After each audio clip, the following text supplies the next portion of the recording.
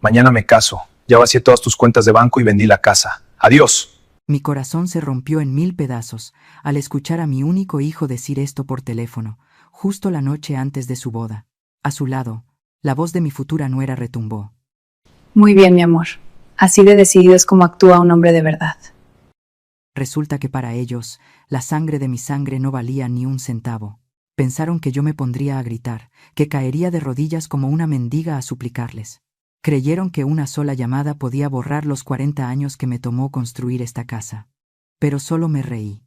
Una risa que los silenció al instante. Si ellos supieran que esa casa era solo una trampa que yo había preparado, quizás no se habrían reído con tantas ganas. Su derrumbe comienza ahora. No aparten la vista, porque la verdad está a punto de ser revelada. Me llamo Mirela Zavala. Tengo 63 años.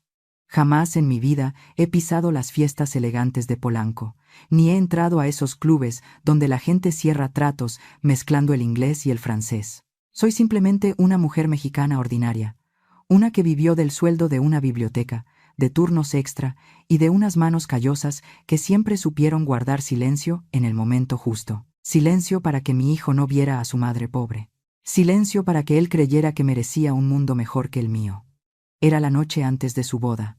La casa estaba sumida en esa quietud profunda. Yo planchaba con esmero mi vestido azul marino. Era un vestido elegante, discreto, con un rebozo de seda que había guardado por años para una ocasión especial. Mañana, mi único hijo, Tomás, se casaría ante los ojos de Dios y de los hombres. Yo solo le pedía a la Virgen que esa mujer, mi futura nuera, Aitana, lo cuidara bien. De repente, el teléfono vibró sobre la mesa de madera. Era Tomás. Era casi medianoche. ¿Habría pasado algo? ¿Estaría enfermo? ¿Se habría arrepentido? Deslicé el dedo para contestar, esperando escuchar la voz nerviosa de un novio antes del gran día. Bueno, mijo, ¿estás bien?, pregunté, con la dulzura que siempre reservaba para él, pero la voz del otro lado era un tono seco, como la de un extraño leyendo un contrato. Mamá, no tengo mucho tiempo, así que escucha bien, dijo, cortando mi saludo. Mañana me caso. Y Aitana y yo hemos decidido empezar nuestra vida sin cargas. Acabo de usar el poder notarial que firmaste cuando estuviste enferma. He retirado todo el dinero de tu cuenta de ahorros. Todo. Y la casa. La casa ya está vendida. Hizo una pausa. El cierre se hizo hoy. Tienes 30 días para sacar tus cosas. Ocúpate de tu vida. Adiós. El mundo se detuvo.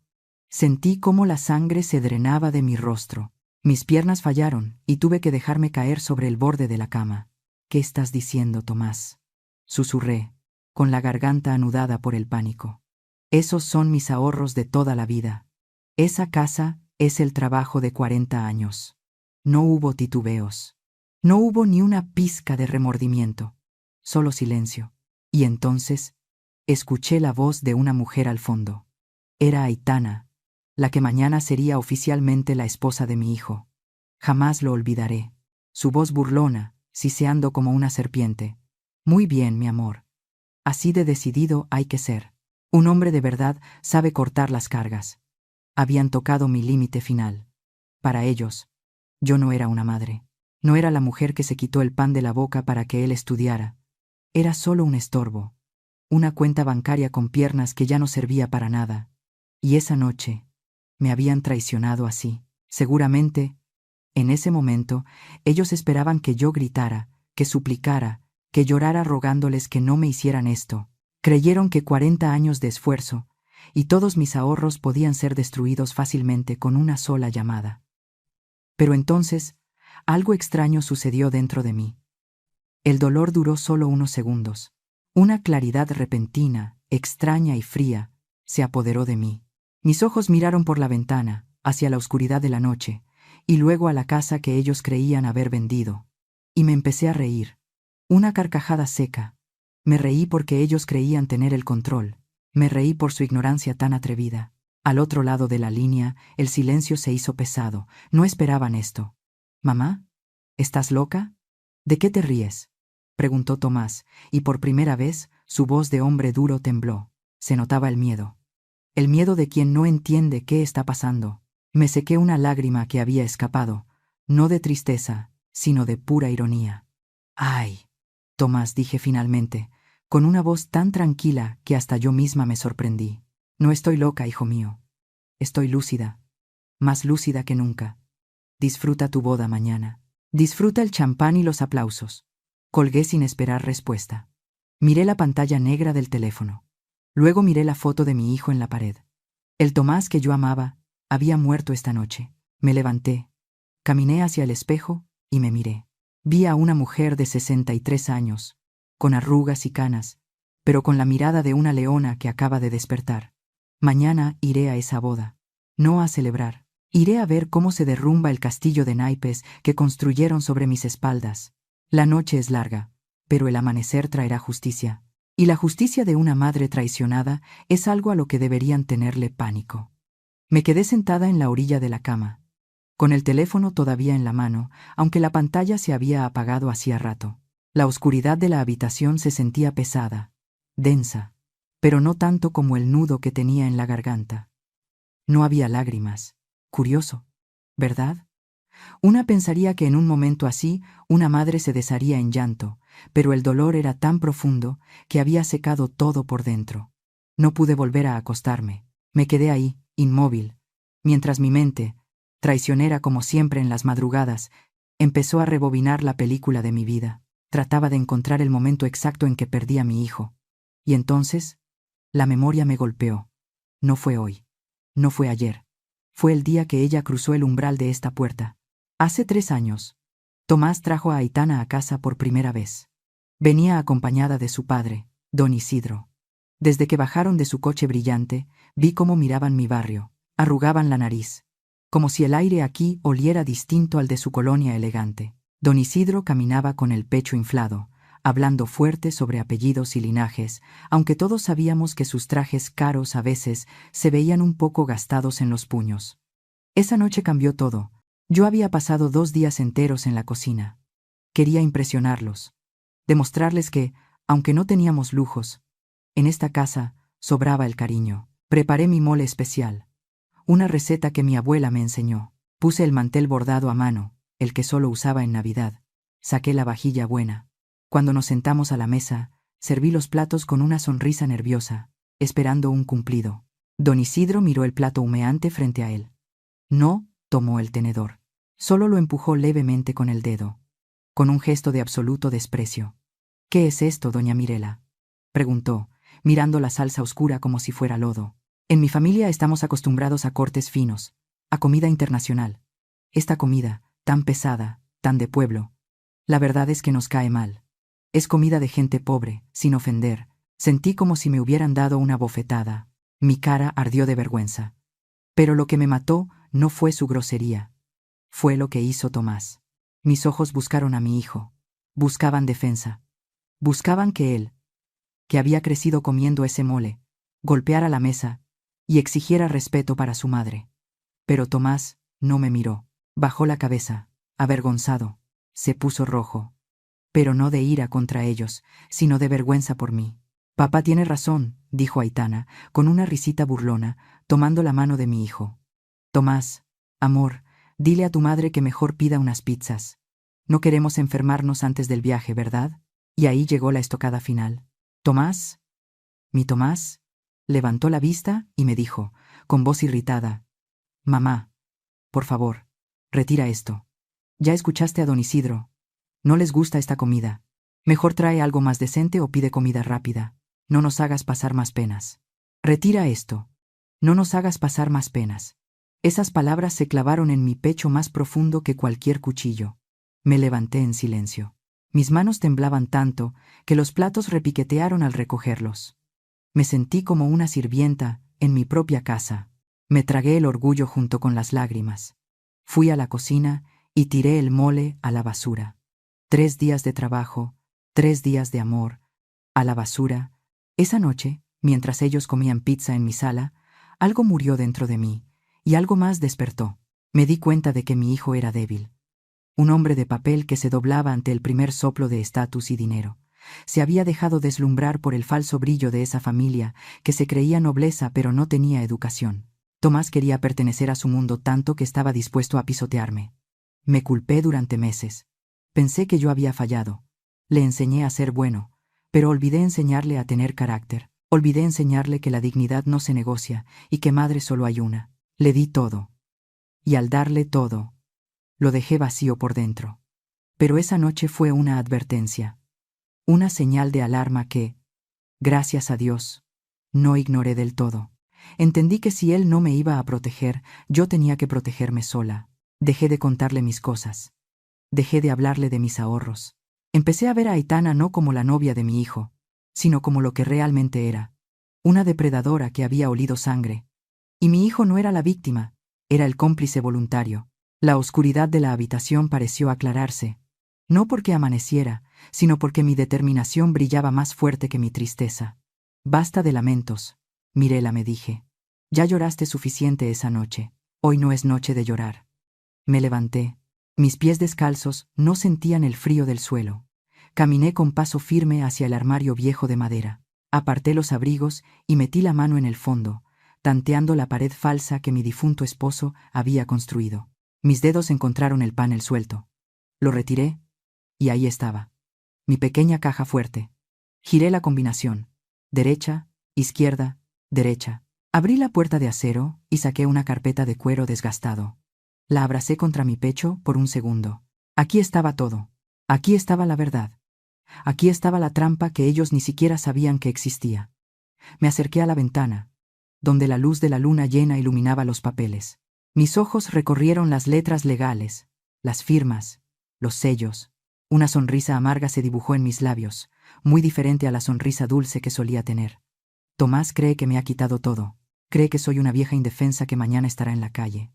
No sabe que esta vieja lleva 3 años preparándose para la guerra. Acaricié la carpeta.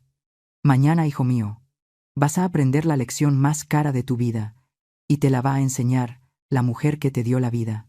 El sol salió esa mañana de sábado con una intensidad que lastimaba los ojos.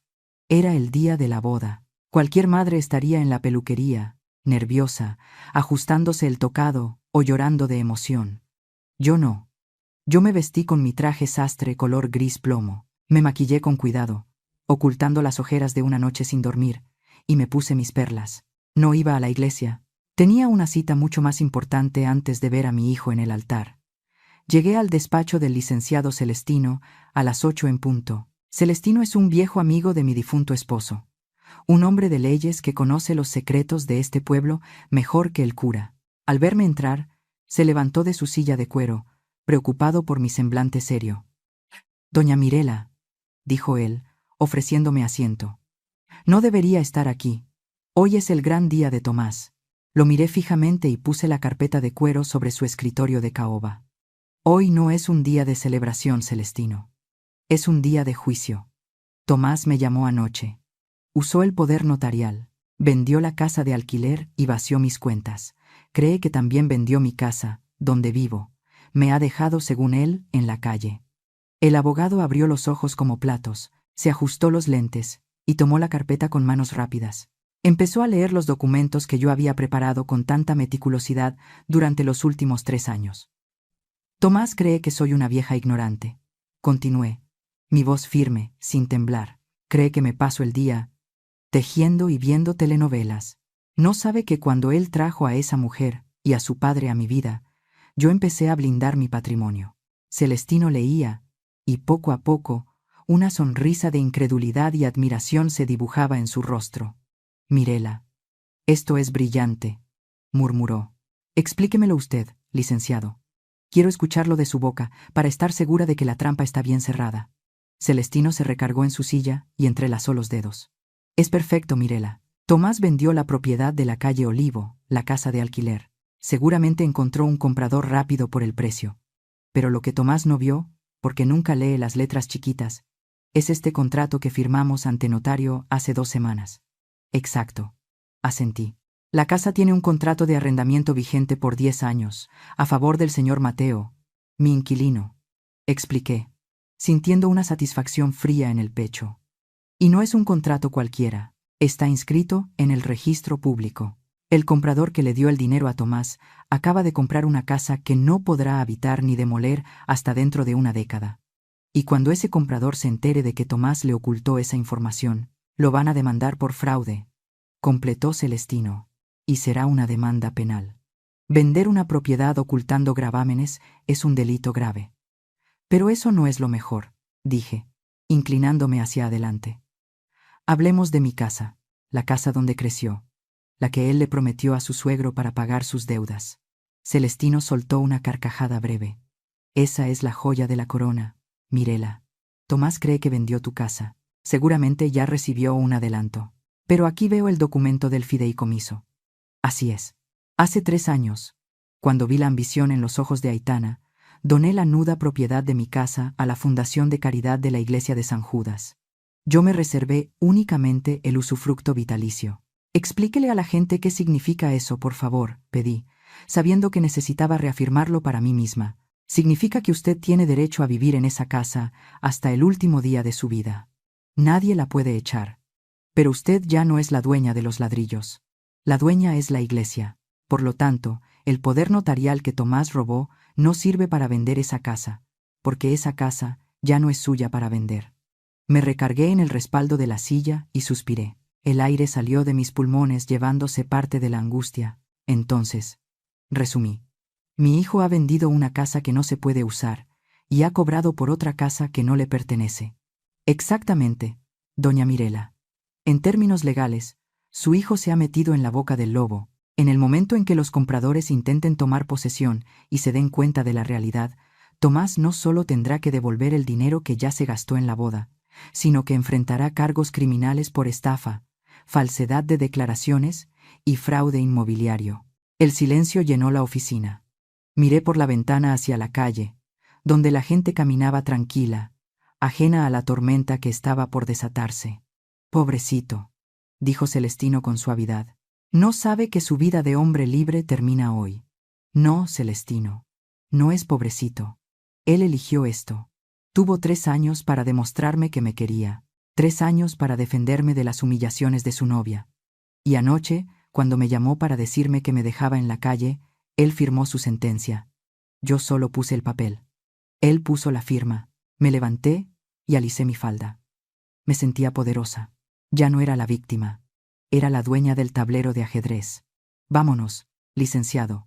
Tenemos una boda a la que asistir. Quiero verle la cara a mi hijo cuando se dé cuenta de que su herencia no es más que humo y cenizas. Tomé mi bolso. Por primera vez en mucho tiempo, caminé con la cabeza alta. Mi hijo había subestimado a la mujer que le enseñó a caminar. Y hoy le voy a enseñar a caer. He tenido que usar la lección más dolorosa del mundo para enseñar a mi propio hijo lo que es el respeto. Me duele en el alma, pero la herida de la traición sangra más que la del castigo. ¿Hay alguien ahí afuera escuchándome? ¿Alguien que haya sentido el frío de la ingratitud de un hijo o una hija?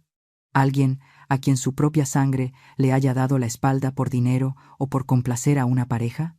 Si estás ahí y sientes mi dolor, por favor, ayúdame dejando un comentario o un corazón. Necesito saber que no estoy sola en esta guerra. Necesito saber que hay más madres y padres valientes dispuestos a protegerse antes de que sea demasiado tarde. Cuando el taxi dobló la esquina de mi calle, sentí un alivio momentáneo al ver mi casa todavía en pie. Pero ese alivio duró poco. Jacinta, mi vecina de toda la vida y mi comadre del alma, estaba parada en la banqueta. Tenía los brazos cruzados y esa mirada de águila que pone cuando sabe algo que el resto del mundo ignora. Apenas me vio bajar del coche, me hizo una seña urgente con la mano. No era un saludo, era una advertencia. Me apresuré a cruzar la calle. Jacinta me tomó del brazo con fuerza y me jaló hacia el interior de su casa, cerrando la puerta con doble llave detrás de nosotras. Su cocina olía a café de olla y a chismes frescos, pero su cara estaba pálida. Siéntate, Mirela, me ordenó, empujándome suavemente hacia una silla de madera.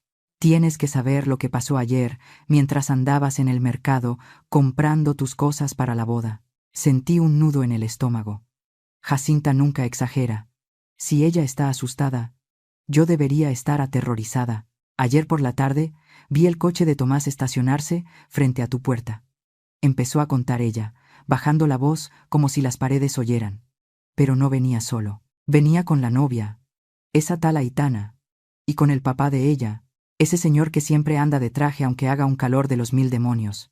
¿Y qué hicieron?, pregunté, aunque en el fondo ya lo sabía. Entraron, Mirela, y no tocaron el timbre. Traían llaves, tus llaves. La sangre me hirvió. Mi hijo les había dado acceso a mi santuario. Me acerqué a la barda para regar mis macetas, continuó Jacinta, apretándome la mano. Se oían ruidos fuertes, cajones abriéndose, cosas cayendo al suelo. Estaban buscando algo con desesperación. Parecían ladrones en su propia casa. Pero lo peor no fue eso. ¿Qué fue? Escuché al padre. A don Isidro. Salió al patio a fumar, y estaba hablando por teléfono. Estaba gritando, Mirela. Decía que lo tenían amenazado. Decía, no se preocupen, mañana cae el dinero. Después de la boda líquido todo. Pero no me manden a los cobradores todavía. Ahí estaba. La pieza que faltaba en este rompecabezas de traición. No era solo que Tomás quisiera una vida mejor. Era que su suegro debía dinero. Mucho dinero. Y probablemente a gente muy peligrosa. Mi hijo no me estaba robando solo por avaricia, me estaba vendiendo para salvar el pellejo de un viejo vicioso. Tenemos que estar seguras, dije, poniéndome de pie. Mi mente trabajaba a 1000 por hora. Necesito verlos. Vamos con Mateo, sugirió Jacinta. Tu inquilino es un genio con esas cosas de las computadoras. Él revisó las cámaras que puso el mes pasado. Cruzamos el patio trasero hacia la casita de huéspedes donde vive Mateo. Es un muchacho bueno, ingeniero, que siempre me ha tratado con más respeto que mi propia sangre. Al vernos, nos abrió la puerta y nos sentó frente a su monitor sin decir una palabra. Ya sabía a qué veníamos. Doña Mirela, prepárese, advirtió Mateo con voz grave. Lo que va a ver no le va a gustar. Mateo tecleó algo y la pantalla cobró vida. El video tenía fecha de ayer. Vi a Aitana entrar a mi recámara como si fuera la dueña. La vi tirar mi ropa al suelo, patear mis recuerdos, abrir mi joyero y vaciarlo en su bolsa. Vi a don Isidro revisando mis papeles en el escritorio, buscando escrituras, buscando cuentas. Pero lo que me rompió el corazón no fue ver a los extraños robándome, fue ver a Tomás. Mi hijo estaba parado en el marco de la puerta de la sala. No ayudaba a buscar, pero tampoco los detenía. Estaba ahí, con los brazos cruzados, vigilando la entrada. Era el cómplice silencioso. Permitía que esa gente violara la intimidad de la mujer que le dio la vida y le limpió los pañales. Ese muchacho está perdido, murmuró Jacinta con asco. Pero Mateo no había terminado. Hay algo más, doña Mirela. Me tomé la libertad de revisar grabaciones antiguas. Quería encontrar desde cuándo tienen las llaves. Y encontré esto. La fecha en la pantalla cambió. Retrocedió 6 meses. Era la semana que estuve internada en el hospital por aquella neumonía que casi me mata. Recuerdo esa noche. Tenía fiebre de 40 grados y deliraba. Tomás me había dicho que no podía quedarse conmigo en el hospital, porque tenía que doblar turno en la fábrica para pagar mis medicinas. Yo lloré de gratitud por tener un hijo tan trabajador. Pero el video mostraba otra verdad. Eran las 2 de la mañana. Tomás entró a la casa. No venía de trabajar. Iba directo a mi bolso, que yo había dejado olvidado en el perchero. Sacó mi tarjeta de débito. Salió de la casa y caminó hacia el cajero automático de la esquina. Regresó 20 minutos después, contando un fajo de billetes. Se los metió al bolsillo y se fue a dormir a su cuarto. Sentí que me faltaba el aire. Esa noche, mientras yo luchaba por respirar en una cama de hospital, mi hijo no trabajaba por mí. Me estaba robando. Cada billete que sacó era una puñalada. Su supuesta preocupación, su cansancio, todo era una mentira. Había estado financiando sus caprichos con mi enfermedad. Doña Mirela, ¿está bien?, preguntó Mateo, preocupado. Sí, respondí. Mi voz sonó extraña, fría como el hielo. Estoy mejor que nunca. Porque ahora ya no tengo dudas. La lástima se me acabó, Mateo. Se me acabó justo ahora. En ese momento, mi celular vibró en mi bolsa. Lo saqué lentamente. Un mensaje nuevo de Tomás. Mamá, más te vale que no se te ocurra aparecerte en la iglesia. No te queremos ahí haciendo tus dramas. Ya no tienes casa ni dinero, así que mejor vete buscando un albergue. Desaparece de mi vista y déjanos ser felices. Leí el mensaje en voz alta. Jacinta se tapó la boca horrorizada. Mateo apretó los puños. Me miraron, esperando que me derrumbara, esperando ver a la madre sufrida llorar por su hijo perdido. Pero yo levanté la cabeza. Mis ojos estaban secos, mis manos firmes. Escribí mi respuesta, saboreando cada letra. Hijo, ahí estaré. No me perdería tu boda por nada del mundo. Y no te preocupes, llevo conmigo el regalo más grande que jamás recibirás en tu vida. Nos vemos en el altar. Guardé el teléfono y miré a mis aliados. Vámonos, dije. Tenemos una boda que atender, y creo que al novio le espera una sorpresa inolvidable. Regresé al despacho del licenciado Celestino con el estómago revuelto, no por los nervios, sino por el asco. Jacinta y Mateo se habían quedado en el barrio vigilando. Pero yo necesitaba confirmar la última pieza del rompecabezas legal antes de presentarme en esa iglesia. Celestino me esperaba con una carpeta azul sobre su escritorio. Su cara lo decía todo. No había buenas noticias, o mejor dicho, había noticias que confirmaban lo peor de la condición humana. Siéntese, doña Mirela, me dijo, empujando la carpeta hacia mí. Tenía usted razón, su intuición no falló. Aquí está la verdadera historia de la familia noble con la que su hijo cree que se está emparentando. Abrí el expediente. La primera hoja era un informe financiero sobre don Isidro, el hombre que me había mirado con desprecio por servir mole en mi propia mesa. El hombre que presumía de apellidos compuestos y fincas en el extranjero. Resulta que don Isidro no tiene fincas, ni empresas, ni linaje. Lo único que tiene son deudas. Leí los números y sentí un mareo. Este señor, que siempre vestía trajes italianos y fumaba puros importados, era un adicto al juego, un ludópata perdido. Frecuentaba casinos clandestinos en el norte de la ciudad y había pedido dinero prestado a gente muy peligrosa, prestamistas de esos que no te mandan cartas de cobro, sino que te mandan matones a romperte las piernas. Mire la cifra. Mírela, señaló Celestino, con su dedo índice sobre el papel. Miré el monto total de la deuda vencida. Se me heló la sangre. La cantidad era casi idéntica a la suma de mis ahorros de toda la vida, más el precio de venta de la casa de alquiler. No fue coincidencia. Tomás no me robó para construir un futuro con su esposa. Tomás me robó para salvarle el pellejo a su suegro. Mi hijo, en su infinita estupidez y ceguera, se había convertido en el cajero automático de una familia de estafadores.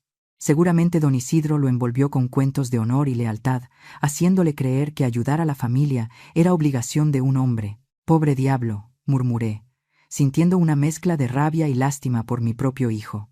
Se cree un salvador, y solo es un peón. Pero la basura no terminaba ahí.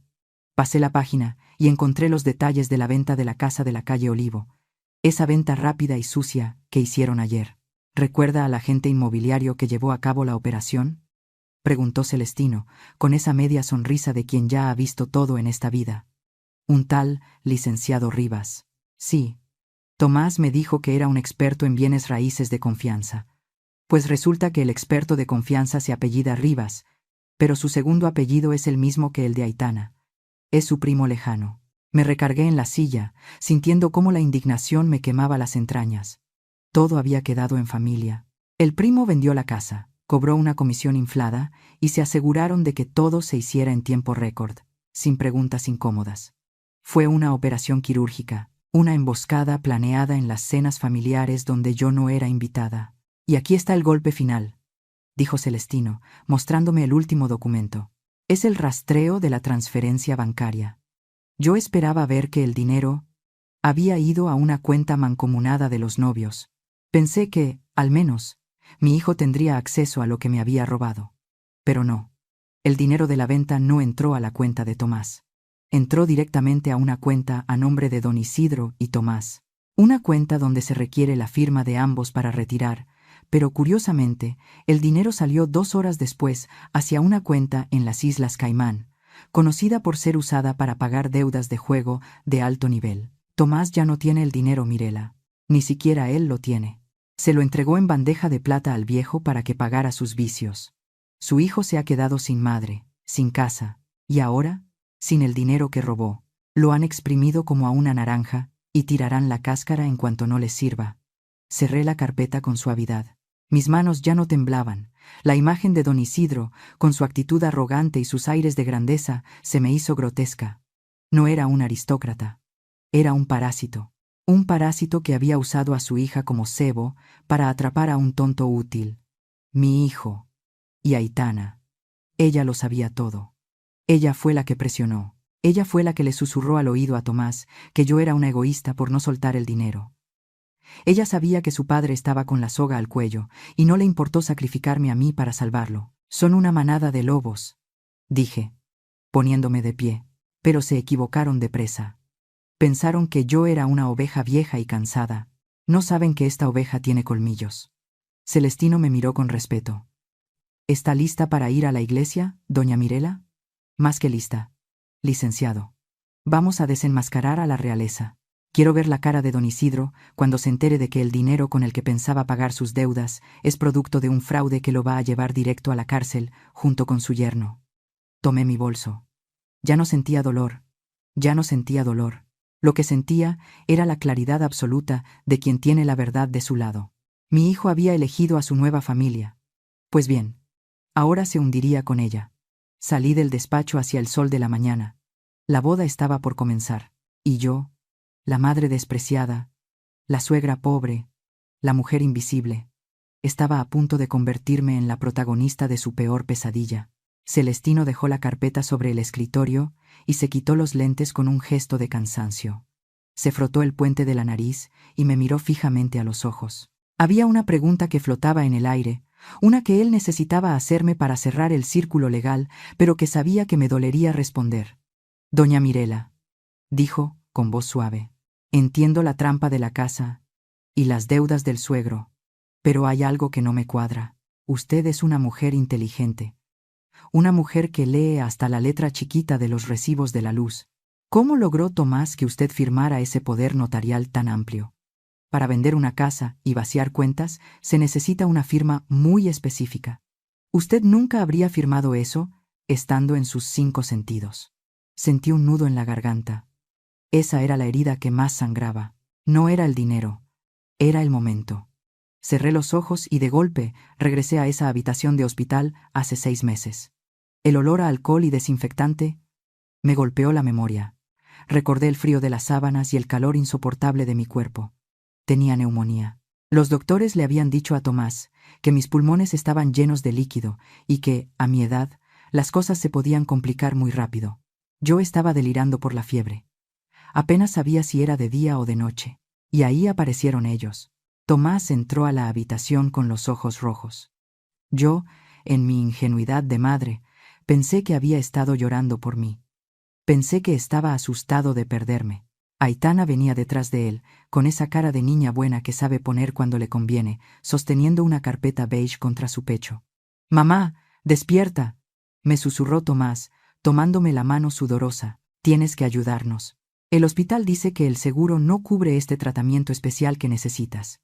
Dicen que si no pagamos o no arreglamos el papeleo del seguro nuevo, te van a trasladar a una clínica pública. Y tú sabes cómo están las clínicas públicas, mamá. Te vas a morir ahí». Yo intenté hablar, pero la tos me dobló.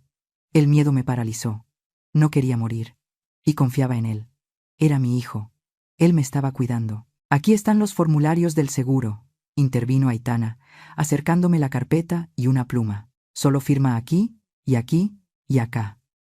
Es para autorizar el cambio de póliza. Hazlo por Tomás, Mirela. Él está muy angustiado». Mis manos temblaban tanto que apenas podía sostener el bolígrafo. Veía borroso. Firmé donde Tomás puso su dedo. Una firma, otra firma, y otra más. Entre las hojas del seguro médico, esas que tenían logotipos azules y letras grandes, habían deslizado una hoja. Una hoja simple. Parecía parte del trámite. Yo estaba demasiado débil para leer, demasiado enferma para dudar. Firmé esa hoja en blanco con la confianza ciega de quien pone su vida en manos de su sangre. Abrí los ojos en el despacho de Celestino y sentí como una lágrima solitaria rodaba por mi mejilla. «Se aprovecharon de que me estaba muriendo, Celestino», dije con la voz rota. «No fueron al hospital a cuidarme. Fueron a asegurarse de tener el control de todo por si yo sobrevivía. O quizás para vender todo rápido antes de que yo me enfriara en la tumba. Esa hoja que firmé Esa fue la sentencia. Después ellos llenaron el texto a su gusto y consiguieron un notario corrupto que lo validara. Celestino asintió. Pero entonces sus ojos brillaron con una astucia repentina. Tomó el documento falso, el poder notarial que habíamos recuperado, y lo puso bajo la luz de la lámpara. Mirela, acérquese. Quiero que vea esto. Me incliné sobre el papel. Mire la fecha del sello del notario, señaló él. Dice 15 de octubre. ¿Y eso qué importa?, pregunté, sin entender. Importa mucho. Celestino sacó su calendario de bolsillo y buscó el mes de octubre del año pasado. Mire aquí. El 15 de octubre cayó en domingo. Me quedé helada. Los notarios públicos no trabajan los domingos, continuó él, con una sonrisa triunfal. Y mucho menos van a hospitales en domingo, a menos que sea una emergencia de vida o muerte registrada en actas, cosa que aquí no existe. Este documento dice que usted compareció ante el notario en su oficina un domingo. Eso es imposible. ¿Qué significa eso? Significa que el notario ni siquiera estaba ahí. Tomás o Aitana llevaron el documento firmado días después y pagaron un soborno para que le pusieran el sello con una fecha anterior, para que coincidiera con su tiempo en el hospital. Pero se equivocaron de día, fueron descuidados. Celestino cerró la carpeta con un golpe seco de su mano. Esto es jaque mate, doña Mirela. Este documento es nulo de pleno derecho.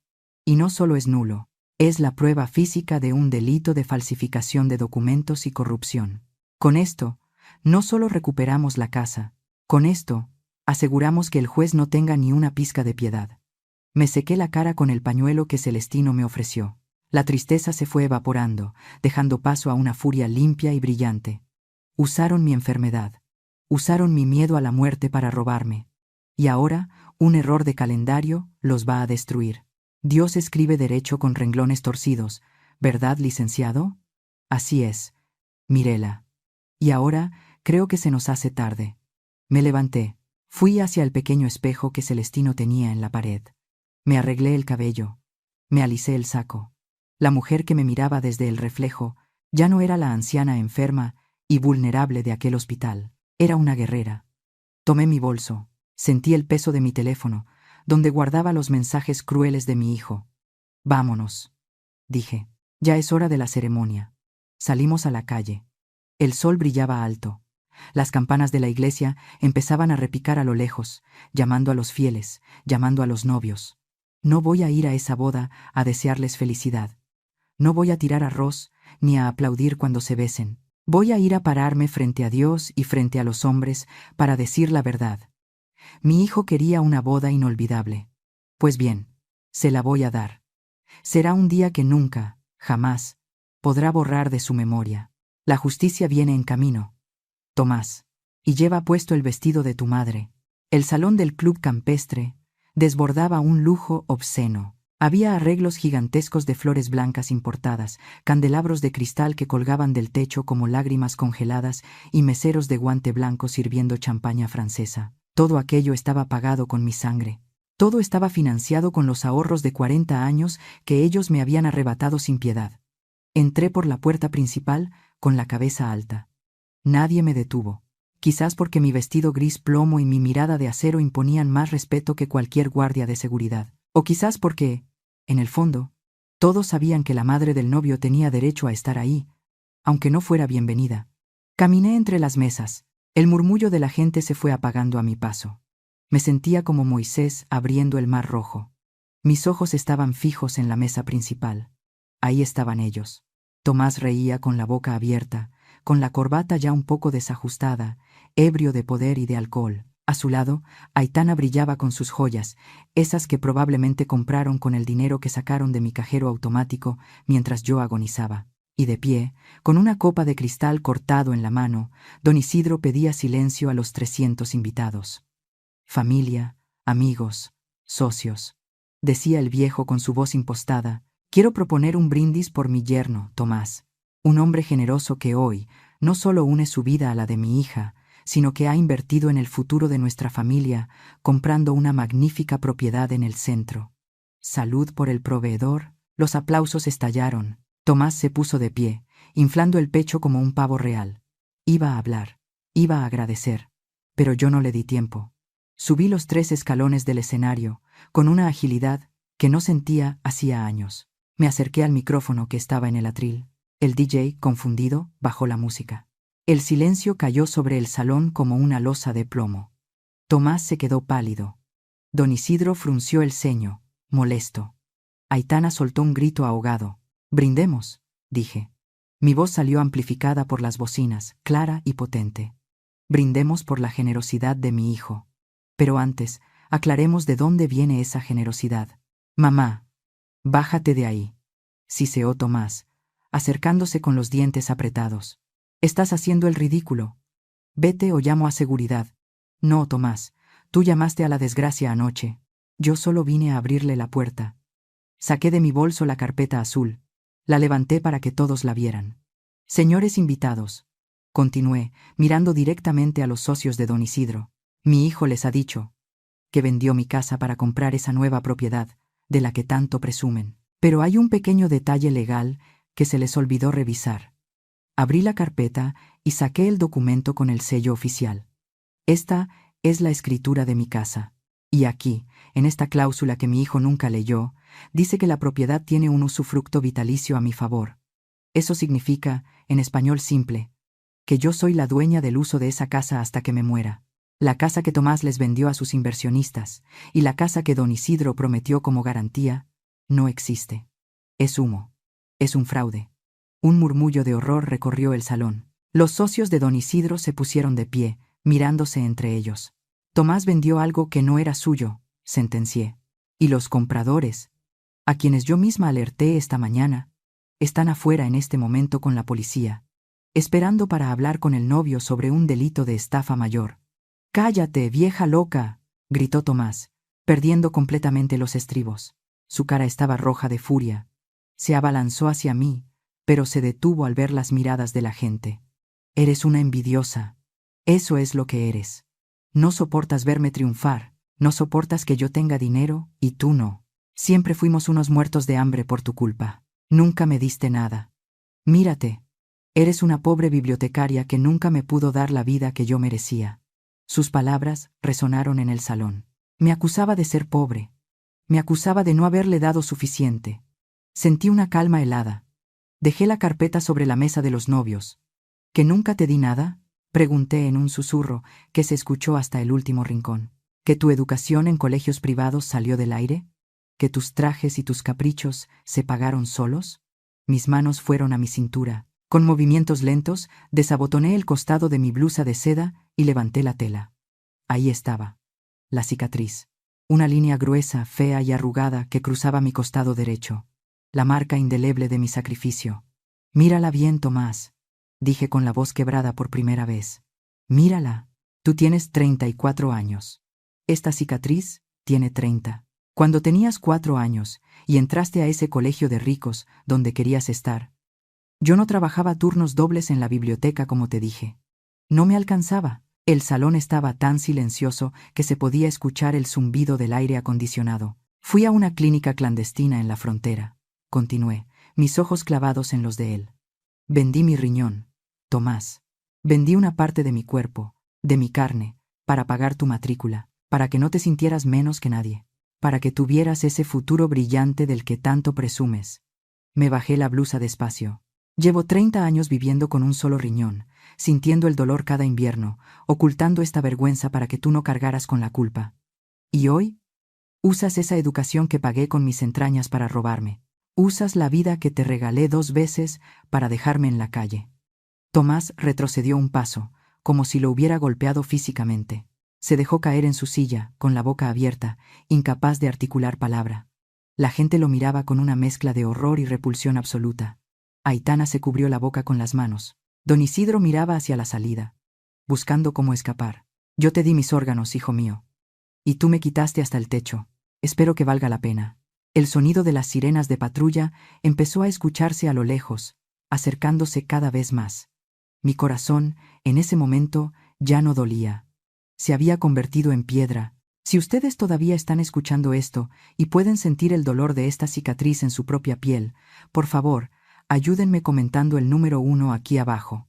Necesito saber que todavía hay gente con alma que me acompaña en este camino hacia la justicia.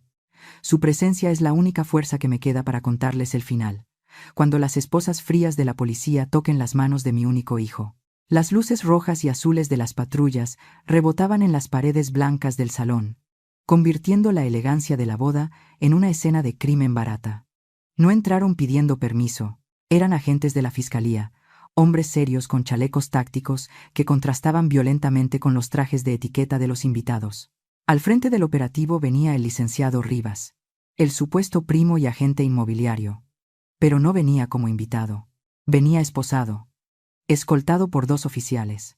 Su cara estaba bañada en sudor y miedo.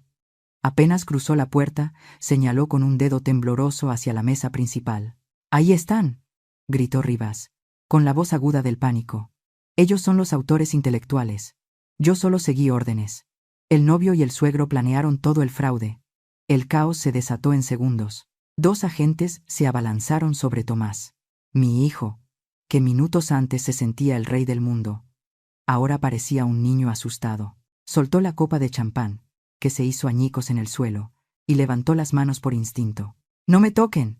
¡Soy el novio!», chillaba Tomás mientras le doblaban los brazos tras la espalda. «Esto es un error. Mamá, diles algo». Pero yo no me moví. Me quedé parada junto al atril, observando cómo la justicia divina actuaba a través de las manos de la ley. A su lado, la máscara de aristócrata de don Isidro se derrumbó. El hombre que presumía de honorabilidad intentó empujar a un mesero para correr hacia la salida de emergencia. Un oficial lo interceptó de un jalón, tirándolo de rodillas al piso. «¡Suélteme!», aulló el viejo cobarde. «Yo no firmé nada.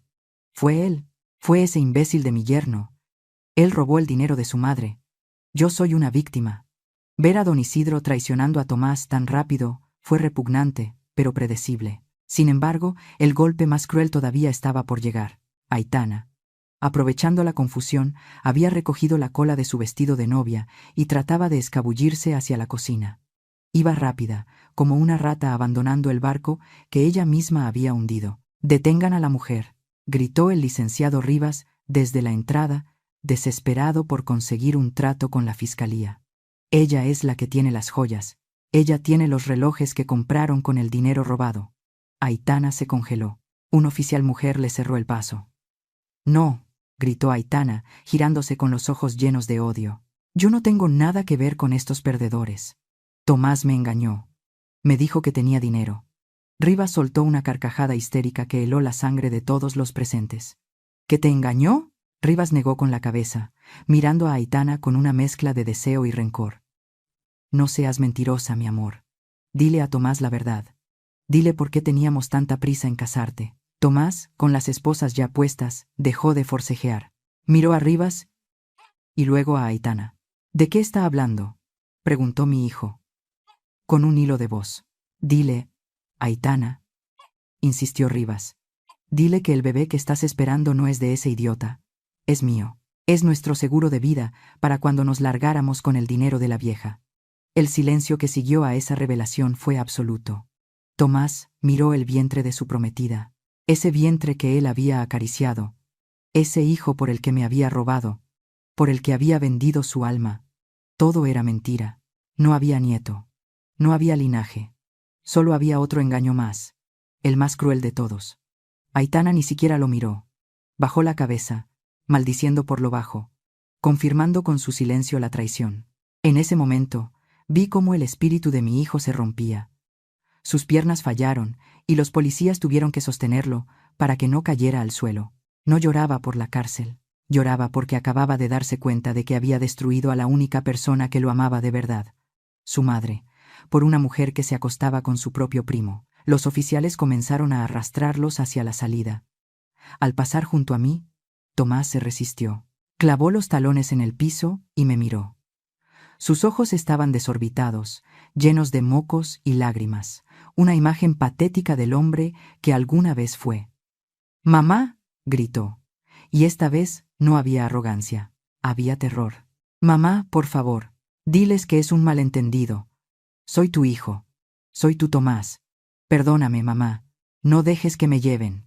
Se tiró al suelo, tratando de alcanzar el dobladillo de mi vestido, con sus manos esposadas. Mamá, ayúdame. Te lo suplico. Todo el salón me miraba. Esperaban que la madre abnegada saliera a flote. Esperaban que yo me interpusiera, que retirara los cargos, que lo abrazara y le dijera que todo iba a estar bien. Miré a Tomás a los ojos. Vi al niño que cargué en mi vientre. Vi al niño por el que vendí mi riñón. Pero también vi al hombre que anoche se rió mientras me dejaba sin techo. Di un paso atrás, alejando mi vestido de su alcance. Señor oficial, dije con voz calmada y fría, lléveselo.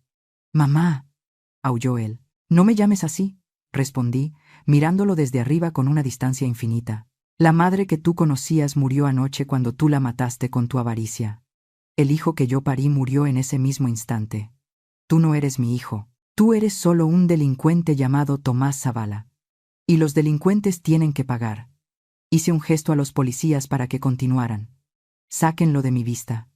Los agentes lo levantaron en peso. Los gritos de Tomás se fueron alejando por el pasillo, mezclándose con los insultos de don Isidro y los llantos fingidos de Aitana. Me quedé sola en medio del salón vacío de honor. Los invitados murmuraban. Algunos me miraban con miedo, otros con respeto. Alicé mi falda. Me toqué el costado, ahí donde estaba mi cicatriz. Dolía, sí, pero era un dolor limpio.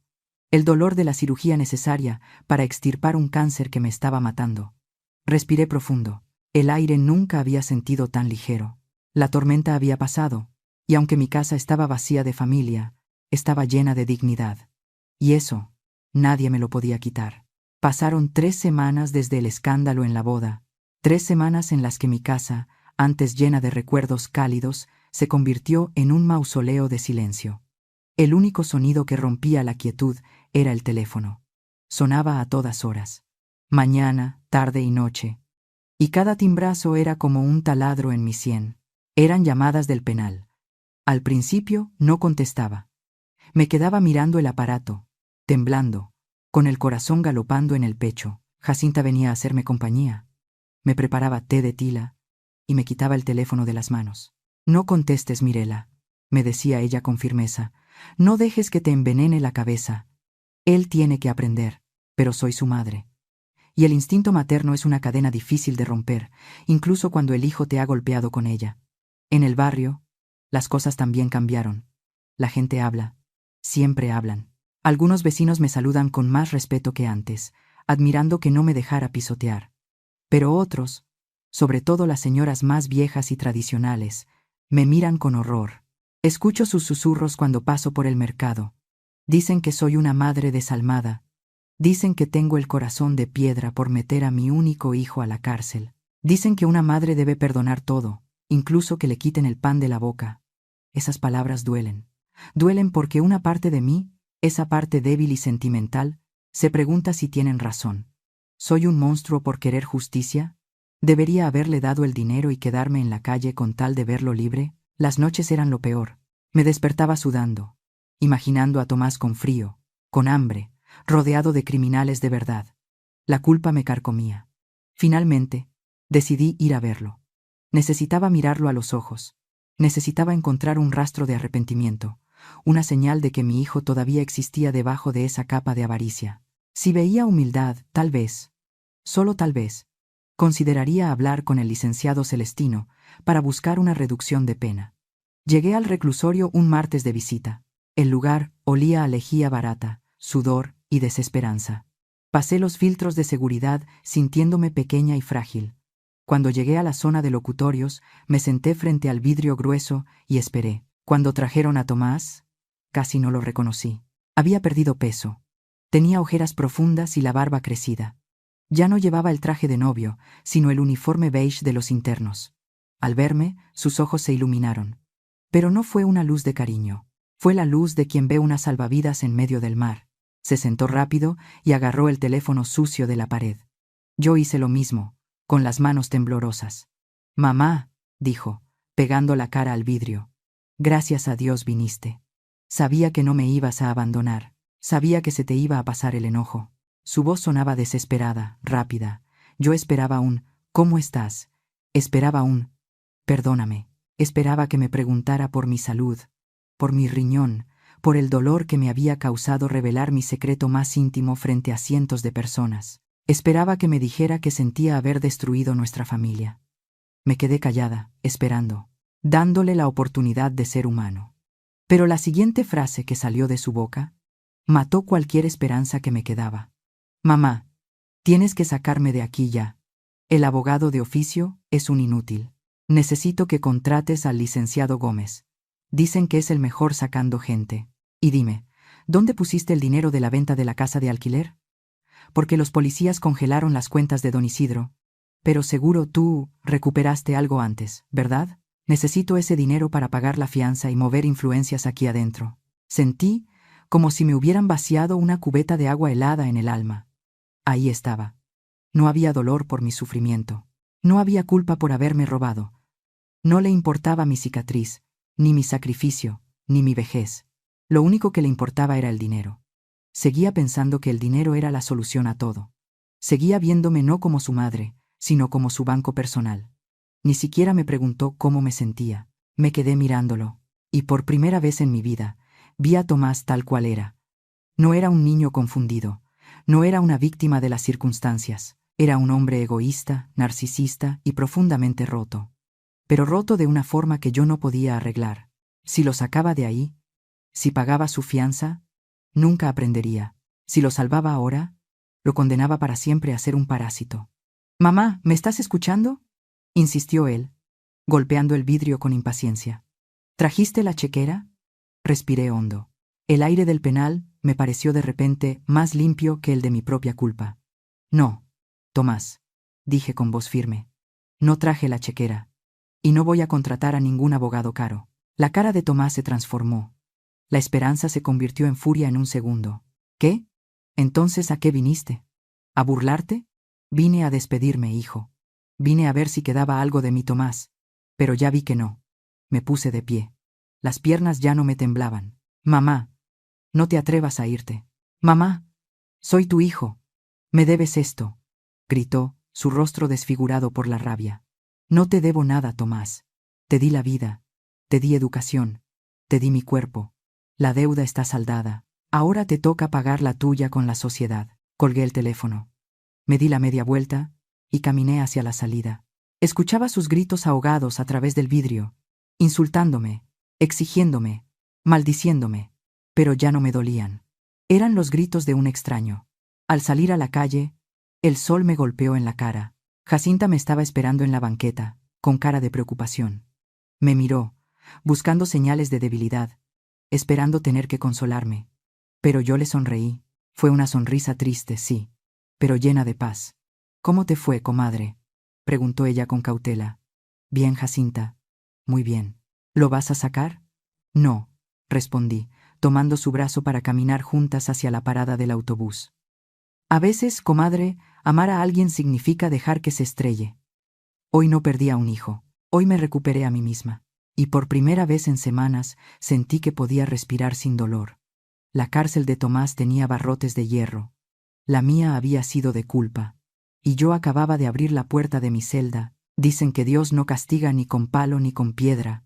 Y dicen también que el tiempo es el juez más sabio, el único que pone a cada quien en su lugar sin necesidad de abogados ni de gritos. En las semanas que siguieron a mi visita al penal, fui testigo silenciosa de cómo la justicia divina se encargaba de demoler lo que quedaba de la falsa aristocracia de los Zavala. Sin mi dinero para tapar los agujeros negros de sus deudas, el destino de don Isidro se precipitó como una avalancha. Primero llegaron los cobradores. Esos hombres, de los que Jacinta había escuchado hablar, no eran banqueros amables. Eran prestamistas, de los bajos fondos. Se llevaron todo. Los coches de lujo arrendados desaparecieron en una tarde. Los muebles finos, las pinturas que adornaban su casa alquilada en las lomas.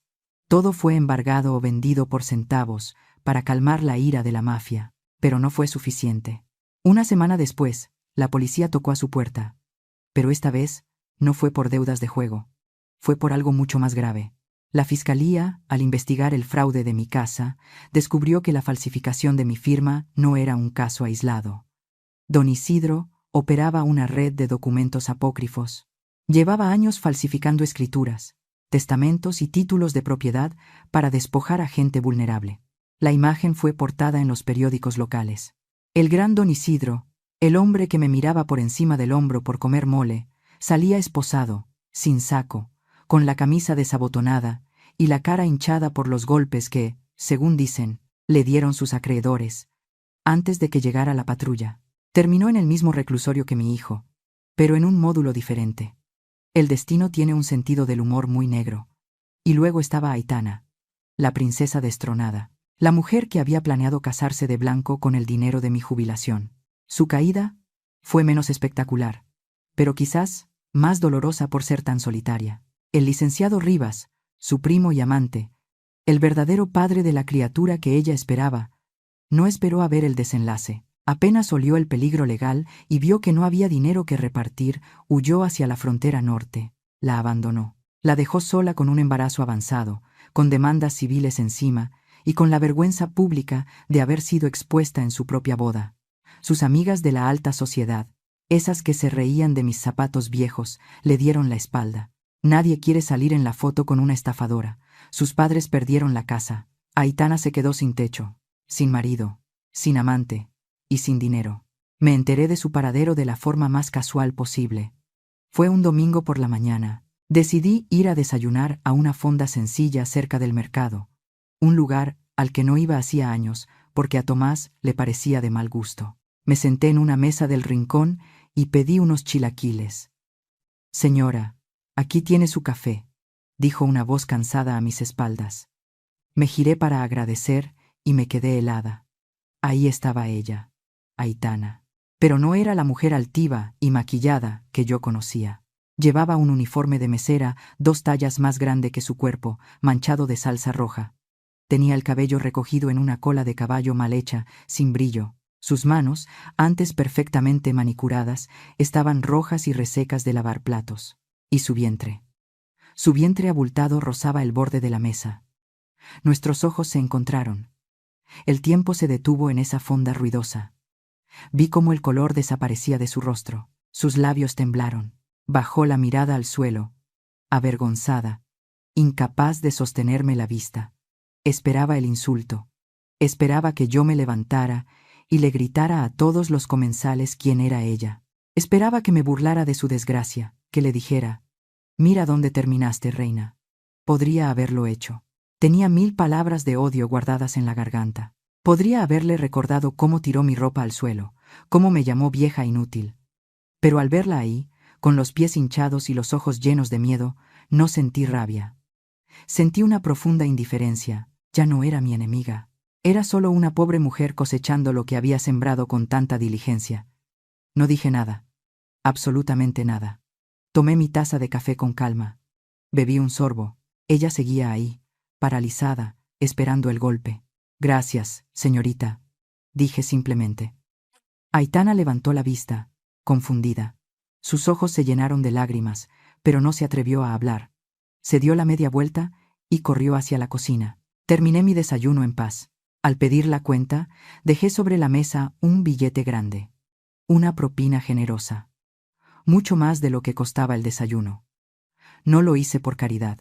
Lo hice para demostrarle que, a diferencia de ella y de su familia, yo no necesitaba robar para ser generosa, y que mi dignidad estaba intacta. Salí del lugar sin mirar atrás. Dicen que la venganza es un plato que se sirve frío. Yo creo que no.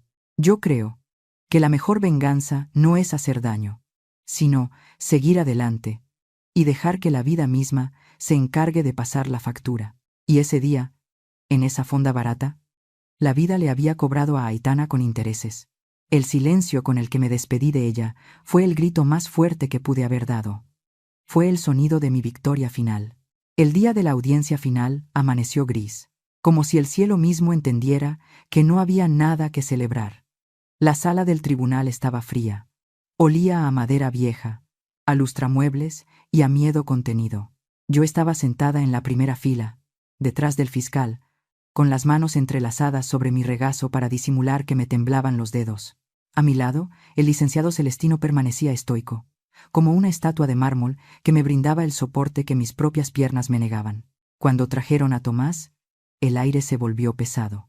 Ya no quedaba nada del muchacho arrogante que había exigido mi casa por teléfono. El hombre que se sentó en el banquillo de los acusados era una sombra.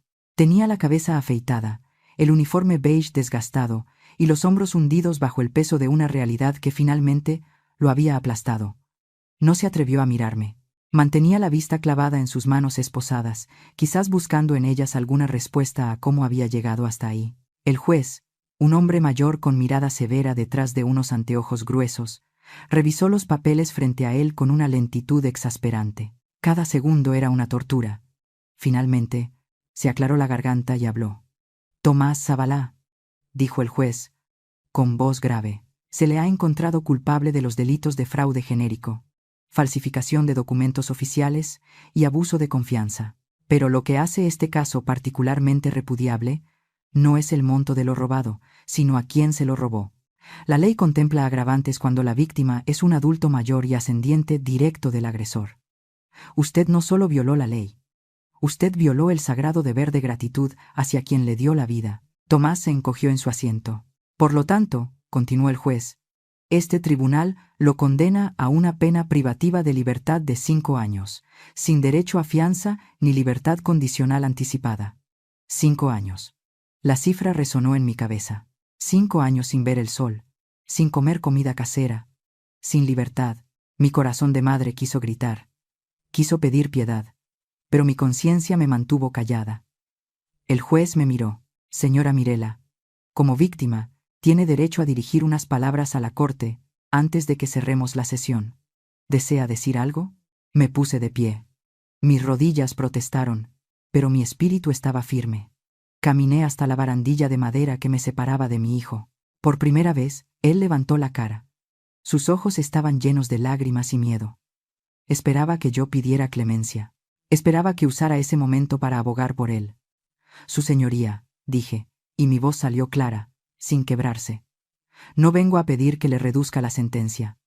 Mi hijo cometió un delito y debe pagarlo. Pero sí tengo una petición especial. El juez asintió, intrigado.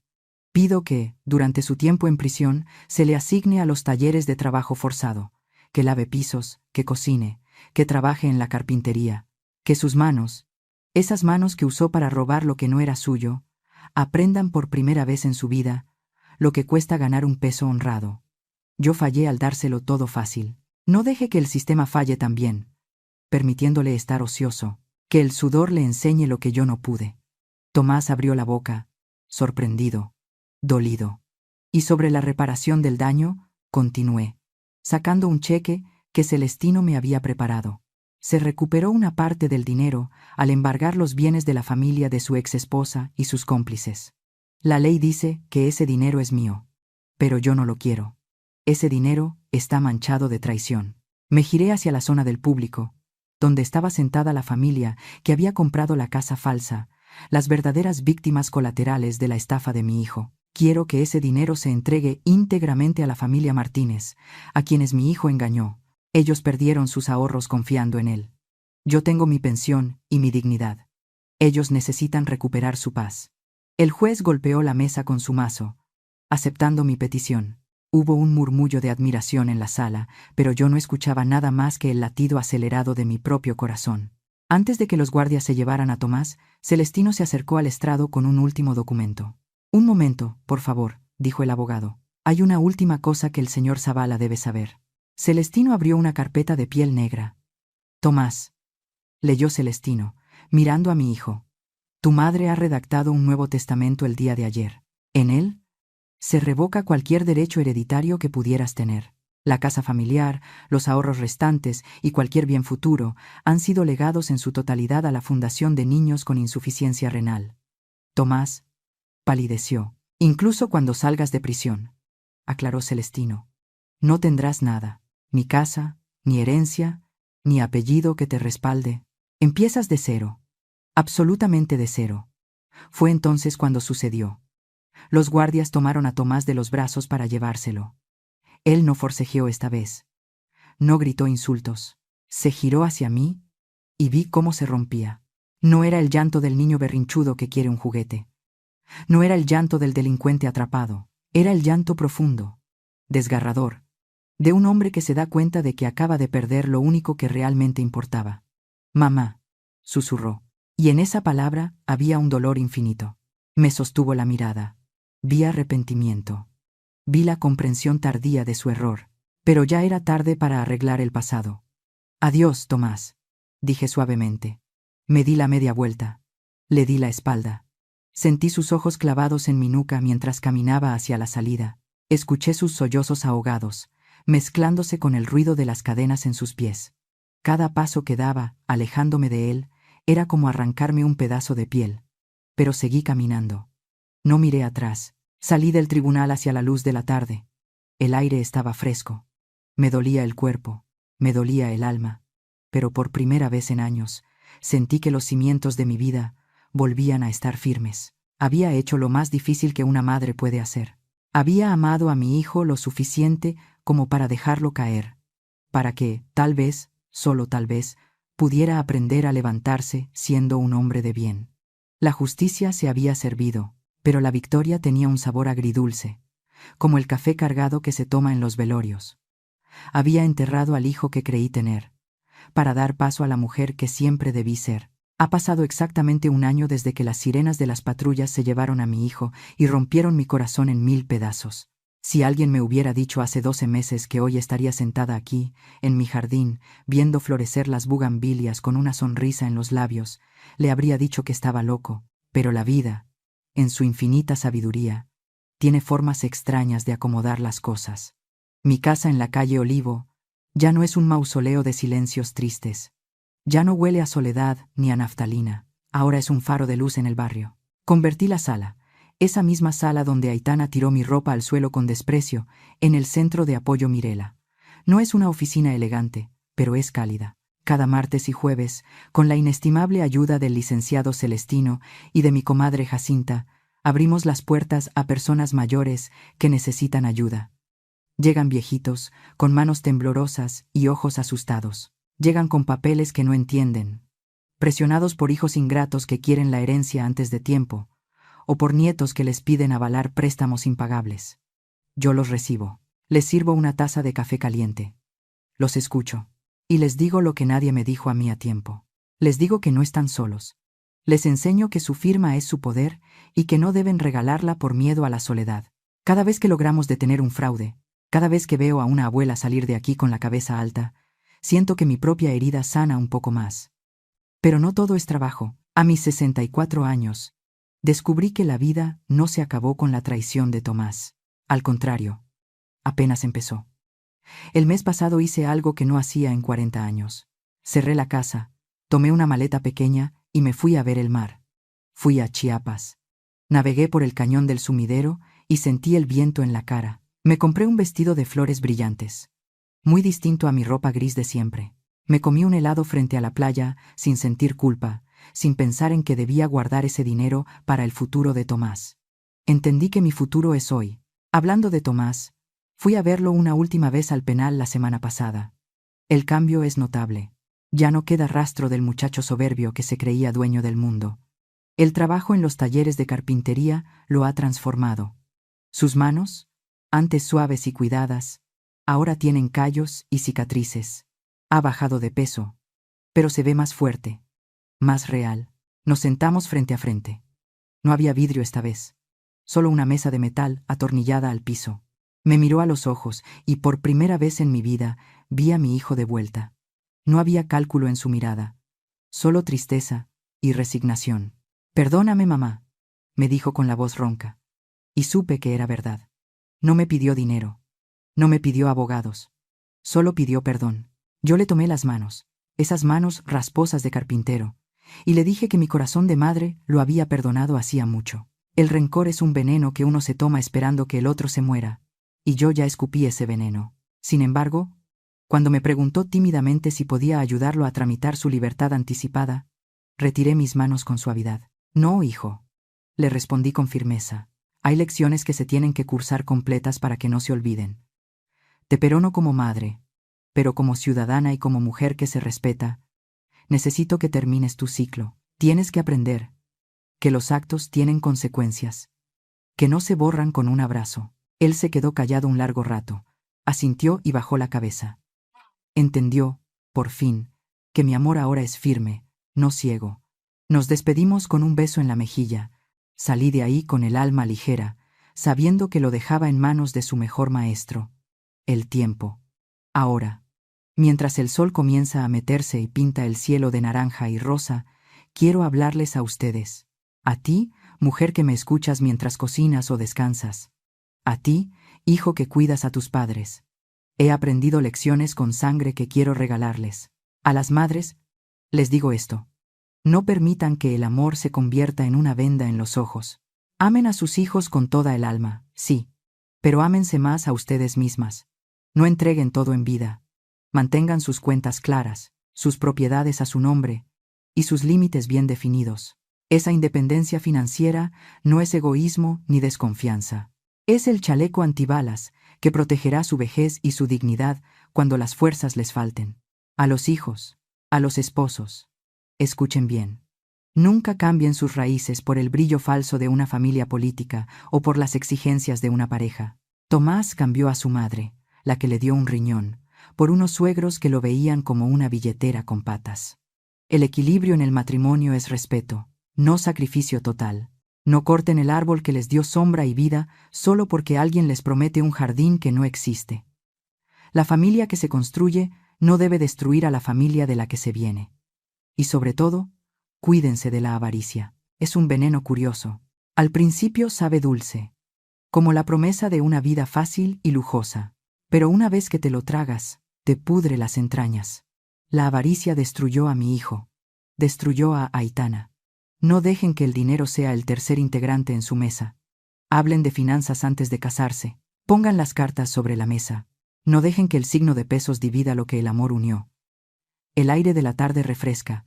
Jacinta viene cruzando la calle con pan dulce para merendar. Mi vida es sencilla ahora, pero es mía, completamente mía. Mi cicatriz todavía está ahí, en mi costado derecho, recordándome lo que di y lo que perdí. Pero ya no duele. Ahora es un mapa de mi historia, una medalla de guerra que llevo con orgullo. Soy una superviviente. Me llamo Mirela Zavala. Tengo 64 años. Tengo mi casa. Tengo mi paz. Y tengo la certeza absoluta de que hice lo correcto. Yo elegí vivir para mí. ¿Y tú? ¿Qué harías si esa llamada llegara a tu teléfono esta noche? Aquí tienes el outro redactado en español, con un tono cercano y cálido, muy al estilo mexicano, siguiendo la fórmula solicitada. ¿Y ustedes qué opinan? ¿Familia? ¿Qué piensan de la decisión final de doña Mirela? ¿Creen que fue demasiado dura, o que hizo lo único que podía hacer para salvarse? Si estuvieran en sus zapatos, ¿habrían perdonado y pagado la fianza,